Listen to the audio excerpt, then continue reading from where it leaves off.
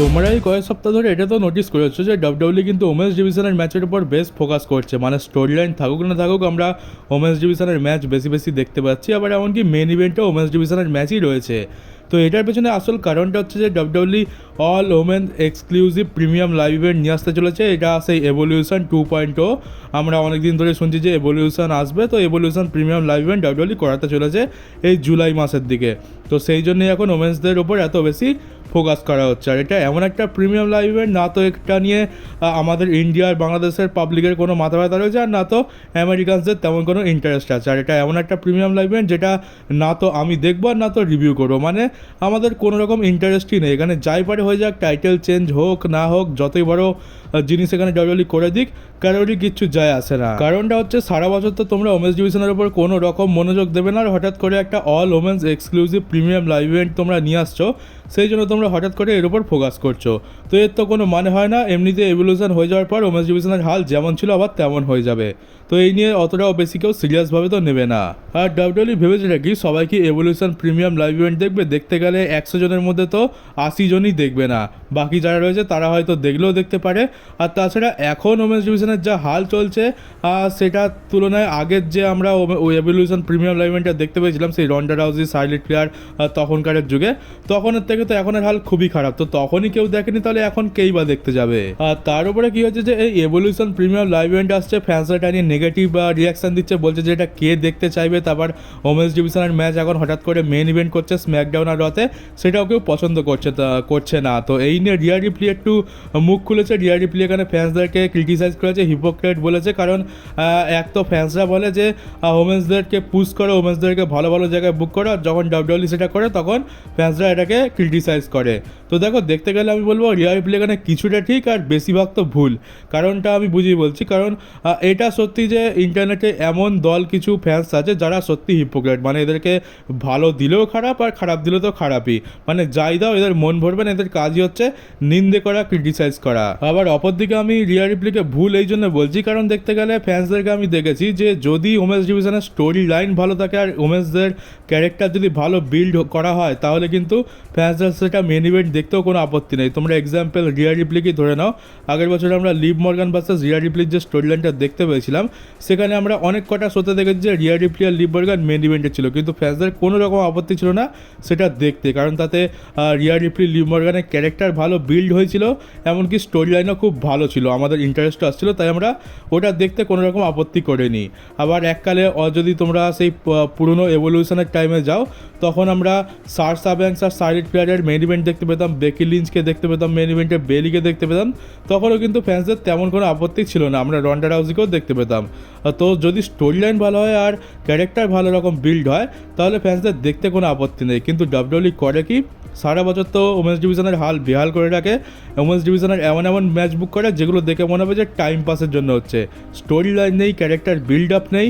আর তোমরাই বলো না ওমেন্স ডিভিশনে কটা বড় ক্যারেক্টার রয়েছে, মানে কটা বড় স্টার রয়েছে, আমরা হাতে গোনা কয়েকটা রয়েছে, বেকি লিঞ্চ রয়েছে, রিয়া রিপ্লি রয়েছে, আর লিভ মর্গানের খুব একটা তো ঠিকঠাক নেই, শার্লেট ফ্লেয়ারেরও দিন ভালো যাচ্ছে না, আর তারপর নায়া জ্যাক্সকে তো ওপরে তুলে আবার নিচে নামিয়ে দিয়েছে, আর রয়েছে টিফিনি। তো এই কজন হাতে গোনা রয়েছে, কিন্তু এককালে আমরা অনেক বড় বড় স্টারকে দেখতে পেয়েছি। এবার যদি ডাব্লিউডাব্লিউ পুরো স্টোরি লাইন কন্টিনিউ না করে, বছরে ধরো 1 মাস ওমেন্স ডিভিশনে পুশ করলো, তারপর 2 মাস বন্ধ রাখলো, তারপর আবার পুশ করলো, তারপর আবার বন্ধ রাখলো, এরকম করলে তো কেউই দেখতে চাইবে না। তোমরা দেখো এখন এভলিউশন প্রিমিয়াম লাইভ ইভেন্ট আছে, তাই ওমেন্সদের উপর ফোকাস করা হচ্ছে। কিছুদিন পর অস্ট্রেলিয়ার শো হবে, তো রিয়া রিপ্লি, নায়া জ্যাক্স আর যত অস্ট্রেলিয়ান রয়েছে তাদের উপর ফোকাস করা হবে, আর যেই অস্ট্রেলিয়ার শো শেষ হয়ে যাবে তো ব্যাস তারা আবার গায়েব হয়ে যাবে।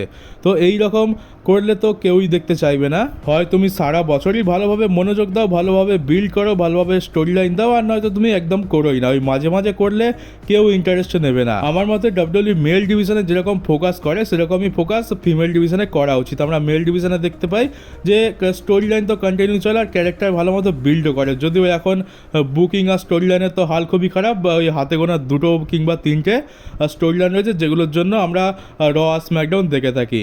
তো সেটার তো আর কিছু বলার নেই। তো ওই রকম টাইপের যদি ওমেন্স ডিভিশনে করে যে স্টোরি লাইন কন্টিনিউ থাকবে, আমরা 2 কিংবা 3টে মেজর স্টোরি লাইন দেখতে পাবো যার ওপরে ফ্যান্সদের ফোকাস থাকবে, তো সেরকম করলে ডেফিনেটলি আমরা ওমেন্সদের এভলিউশনও আরামসে দেখতে পারবো।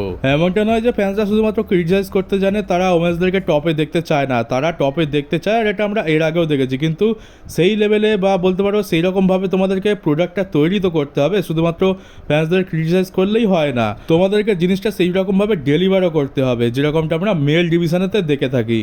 আর এই জিনিসটা ডাব্লিউডব্লিউকেও বুঝতে হবে, আর এই যে রিয়া রিপ্লি এত লম্বা চওড়া ভাষণ দিয়েছে তাকেও বুঝতে হবে। তো চলো এইসব কন্ট্রোভার্সিয়াল কথা বাদ দাও, আর এবার একটু মনোযোগ দেওয়া যাক বড় বড় নিউজে। তো জন সিনাকে ডাব্লিউডব্লিউ 9 জুনের যে এপিসোডটা রয়েছে মানডে নাইট র, সেখানের জন্য অফিসিয়াল করে দিয়েছে। এইখানে এটা হচ্ছে মানি ইন দ্য ব্যাংকের পরের মানডে নাইট র, আর এখানে ওই গান্তার ভার্সেস জেউসও হতে চলেছে। এখানে কিন্তু জন সিনাকে আগে অ্যাডভার্টাইজ করা ছিল না, তোমরা দেখতে পাচ্ছ এই হচ্ছে লিস্ট জন সিনাকে কোন কোন শোতে অ্যাডভার্টাইজ করা হয়েছে। স্যাটারডে নাইট মেইন ইভেন্টে থাকবে, তারপরের স্ম্যাকডাউনেও থাকবে, তারপরে মানি ইন দ্য ব্যাংকের আগে স্ম্যাকডাউনে থাকবে, মানি ইন দ্য ব্যাংকেও থাকবে। কিন্তু জন সিনা স্যাটারডে নাইট মেইন ইভেন্টে আসছে, কিন্তু কী করতে আসছে সেটা আমরা জানি না। এখনও পর্যন্ত তাকে স্যাটারডে নাইট মেইন ইভেন্টের আগে কোনো শোতে অ্যাডভার্টাইজ করা হয়নি। তো সে যদি স্যাটারডে নাইট মেইন ইভেন্টে আসেও কী করবে সে তো আমরা জানি না, তবে আসবে এটুকু কনফার্ম, কারণ তাকে তো পোস্টার বয় বানিয়ে রেখেছে। আর জন সিনা একদম এক্স্যাক্ট সেই বয়সে রয়েছে যে বয়সে হাল্ক হগান 2002 সালে ডাব্লিউডব্লিউতে রিটার্ন করেছিল। আর এই হাল্ক হগান আর জন সিনা এমন দুজন স্টার যাদের জন্য ডাব্লিউডব্লিউ কিন্তু ফেমাস হয়েছে। এখনকার যুগে কী হয় যে এখনকার যুগে আমরা দেখতে পাই যে ডাব্লিউডব্লিউর জন্য সুপারস্টারদেরকে আমরা চিনি, কিন্তু তখনকার যুগে সুপারস্টারদের জন্য মানুষ ডাব্লিউডব্লিউকে চিনত। আর এই দুজন হচ্ছে সেই সুপারস্টার। আর শুধুমাত্র এরাই নয়, এরা ছাড়া আরও অনেকে ছিল। রক ছিল, আন্ডারটেকার, ডিমন কেন, স্টোন কোল্ড স্টিভ অস্টিন, শন মাইকেলস, এছাড়া আরও অনেকজন ছিল। তো তাদেরও অবদান কিছু কম ছিল না। আর এবার র্যান্ডি অর্টনের একটা ইন্টারভিউ নিয়ে কথা বলা যাক। র্যান্ডি অর্টন বলে যে সে ঠিক করেছিল যে তার রিটার্ন হয়ে যাওয়ার পরে যদি তার ক্যারিয়ারে বড় সড়ো কিছু ঘটনা ঘটে কিংবা যদি সে হিল টার্ন করে পুনরায়, তাহলে সে কী করবে, তার যে ভয়েসেস থিম সংটা আছে সেটা চেঞ্জ করে নেবে। কিন্তু তারপর হঠাৎ করে সে ব্যাকল্যাশ দেখতে পেলো ফ্রান্সে, তার সেখানে ক্রাউড তার থিম সংটা গাইছিল, যেটা তার খুব ভালো লেগেছে। তারপর থেকে এখনও পর্যন্ত প্রত্যেকটা জায়গাতে আমরা দেখতে পাই কম বেশি র্যান্ডি অর্টনের থিম সংটা গাওয়া হয় যখন তার এন্ট্রান্স হয়। তো র্যান্ডি অর্টন এটা দেখার পর ঠিক করে নেয় যে সে হিল টার্ন করুক, তার ক্যারিয়ারে যতই বড় মোড় আসুক না কেন, সে আর এই থিম সংটা চেঞ্জ করবেই না, সে রিটায়ার হওয়া পর্যন্ত এই থিম সংটা ইউজ করে যাবে। আর তাছাড়া এই থিম সংটা শুধুমাত্র র্যান্ডি অর্টন নয়, এটা বলতে গেলে পুরো রেসলিং ওয়ার্ল্ডের অনেকেরই ফেমাস থিম সং। আমার তো খুবই ভালো লাগে, আমি তো অনেকবার এটা লুপেতেও শুনি।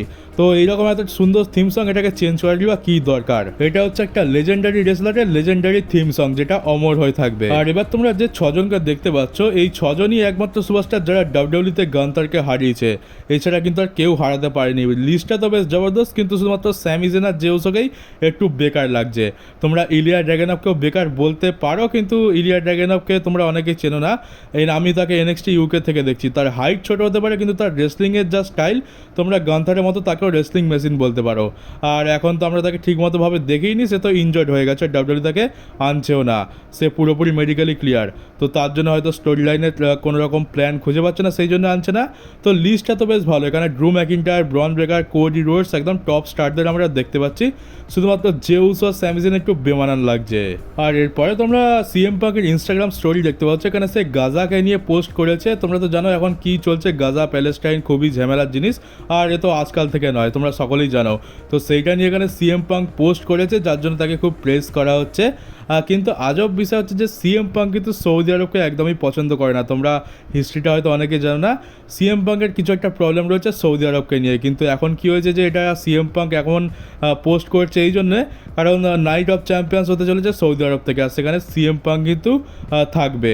তো সিএম পাঙ্ক সৌদি আরবকে পছন্দ করে না, কিন্তু তাকে সেখানে শো করতে হবে, সেই জন্য এখন সে একটু তার ইমেজটা ক্লিয়ার করার চেষ্টা করছে। তো এটা বড় আজব বিষয়, সে সৌদি আরবকে পছন্দ করে না, কিন্তু পরিস্থিতির হাল এমন যে তাকে এখন সব কিছু বাধ্য হয়ে করতেই হবে।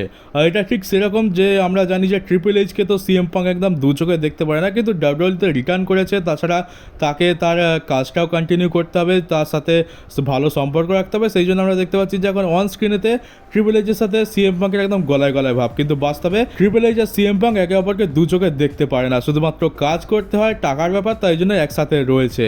তো তোমরা এই সিচুয়েশনটাকেও কিছুটা সেরকমভাবেই ভেবে নিতে পারো। আর এই বিষয়ে বেশি ঘাঁটাঘাঁটি না করাই ভালো, কারণ এটা একটা কন্ট্রোভার্সিয়াল জিনিস। আর ডাব্লিউডাব্লিউর ইতিহাসে এই প্রথমবার আমরা টিএনএ চ্যাম্পিয়নশিপকে ডাব্লিউডাব্লিউর প্রিমিয়ার লাইভ ইভেন্টে ডিফেন্ড হতে দেখতে পাবো। আমরা এনএক্সটি ব্যাটেল গ্রাউন্ডেতে ট্রিক উইলিয়ামস ভার্সেস জো হেনরির মধ্যে ম্যাচ দেখতে পাবো টিএনএ চ্যাম্পিয়নশিপের জন্য। আর যদি সেখানে ট্রিক উইলিয়ামস হারিয়ে দেয় জো হেনরিকে, তাহলে একটা অনেক বড় ইতিহাস হয়ে যাবে যে ডাব্লিউডাব্লিউর একজন সুপারস্টার টিএনএ চ্যাম্পিয়নকে হারিয়ে টিএনএ চ্যাম্পিয়ন হয়ে গেছে। এটা নিয়ে তেমন আমরা গুরুত্ব দিচ্ছি না, কিন্তু দেখতে গেলে এটা একটা ঐতিহাসিক ম্যাচ। আর তাছাড়া জো হেনরি আর ট্রিক উইলিয়ামস কিন্তু খুবই ভালো রেসলার, তো ম্যাচটাও ভালো হবে আর এখানে একটা বড় জিনিস ঘটে যেতেও পারে। আর ডাব্লিউডাব্লিউ আরও একটা জিনিস ট্রেডমার্ক ফাইল করেছে, সেটা হচ্ছে king of the Lucas. WWE এই টার্মটাকে ট্রেডমার্ক ফাইল করে নিয়েছে। তো এই কিং অফ দ্য লুকাস কে হয় সেটাই এখন দেখার। আর এর পরের নিউজ হচ্ছে জন সিনাকে নিয়ে। তো জন সিনা দেখো তো স্যাটারডে নাইট মেন ইভেন্টেও আসবে, তাছাড়া মানি ইন দ্য ব্যাঙ্কেতেও আসবে, কিন্তু এখনও পর্যন্ত কিছুই ক্লিয়ার নয় যে আমরা তার অপোনেন্ট কাকে দেখতে পাবো বা সে কী করতে চলেছে। আর দেখতে গেলে স্যাটারডে নাইট মেন ইভেন্টের কিন্তু বেশি দিন বাকিও নেই, এমনকি মানি ইন দ্য ব্যাঙ্কেরও খুব কম সময় বাকি রয়েছে। তো জন সিনা কী করবে সেটা তো আমরা কেউই জানি না, কিন্তু PW ইনসাইডারের তরফ থেকে এমনটা নিউজ এসছে যে আমরা হয়তো মানি ইন দ্য ব্যাঙ্কেতে ট্র্যাভিস স্কটের সাথে জন সিনার একটা ট্যাগ টিম ম্যাচ দেখতে পেতে পারি, না হলে একটা 6 ম্যান ট্যাগ টিম ম্যাচ আমরা দেখতে পাবো জন সিনার। মানে জন সিনার টিমে আরও 2 জন থাকবে আর তার এগেনস্টে আরও 3 জন থাকবে। মানে এটা কীভাবে বানাবে, কার এগেনস্টে বানাবে সেটা তো আমি বুঝতে পারছি না। এটা কি মেবি সেথ রলিন্সের টিমের সাথে যোগ করা হতে পারে, সেটাও তো ঠিকঠাক লাগছে না। আর ট্র্যাভিস স্কটের সাথে টিম বানিয়ে কারোর সাথে লড়বে, তাহলে তো কোডি রোডসেরই নাম মাথায় আসছে। তো হতে পারে যে আমরা এখানে কোডি রোডস আর তার সাথে কোনো একটা সেলিব্রিটি চলে এলো, যেমন ব্যাড বানি কিংবা আইসো স্পিড, আর তার সাথে আমরা ট্র্যাভিস স্কট ভার্সেস জনসনের একটা ম্যাচ দেখতে পেয়ে গেলাম। তো এটারও চান্স আছে, কিন্তু সত্যি কথা বলতে এটা শুনে তো বড় আজব লাগছে, কারণ এইরকম হঠাৎ করে এরকম একটা জিনিস বুক করবে বলে তো মনে হচ্ছে না। তবে PW ইনসাইডার বলেছে তো এটা হয়েও যেতে পারে। আর তাছাড়া ডাব্লিউডাব্লিউর যা হাল চলছে বলা যায় না, যখন যা খুশি এরা বুক করে দিতে পারে। তো এই ট্যাগ টিম ম্যাচটা হওয়া খুব একটা আজব মানে অবাস্তব জিনিস তো নয়। তো দেখা যাক, আমরা হয়তো স্যাটারডে নাইট মেন ইভেন্টে জনসনের যে অ্যাপিয়ারেন্সটা আছে সেখানে কিছু একটা ক্ল্যারিফিকেশান দেখতে পাবো, আর সেখান থেকেই এই মানি ইন দ্য ব্যাঙ্কের ম্যাচটা সেট আপ হবে, কারণ তার আগের কোনো শোতে তো জনসনাকে অ্যাডভার্টাইজ করা নেই, তো স্টোরি লাইন তো প্রগ্রেস হবে না। আর যদি এই ট্যাগ টিম ম্যাচটা আমরা মানি ইন দ্য ব্যাঙ্কেতেই দেখতে পেয়ে যাই, তো আমি তো বলবো বেশ ভালো হবে, কারণ অনেকে তো বলছে এই ম্যাচটা নাকি আমরা সামার স্ল্যামেতে দেখতে পাবো। তো সামার স্ল্যামেতে জন সিনা আর Travis Scott versus Cody Rhodes আর ব্যাড বানির ম্যাচ, এটা তো খুবই বেকার একটা জিনিস হবে। সামার স্ল্যামেতে আমরা জন সিনা ভার্সেস কোডি রোডসের একটা সিঙ্গেলস ম্যাচই দেখতে চাই, বা কোডি রোডস যদি নাও থাকে অন্য কারোর সাথেও ম্যাচ হয়, তাও আমরা জনসনের একটা সিঙ্গেলস ম্যাচই দেখতে চাইবো। এই ট্যাগ টিম ম্যাচ করে তো বহুত বেকার বানিয়ে দেবে সামার স্ল্যামকে, তাই এই ট্যাগ টিম ম্যাচটা যত আগে হবে ততই ভালো। তো চলো গাইস, এই ভিডিওটা এই পর্যন্ত ছিল। কেমন লাগলো কমেন্ট বক্সে অবশ্যই জানিও। নতুন হয়ে থাকলে চ্যানেলটাকে সাবস্ক্রাইব করে নোটিফিকেশন বেলটাকে অবশ্যই অন করে দাও, ভিডিওকে শেয়ার করতে একদমই ভুলো না। তো চলো বন্ধুরা, দেখা হচ্ছে তোমাদের সাথে ডাব্লিউডাব্লিউর পরের একটা নিউজ ভিডিওতে।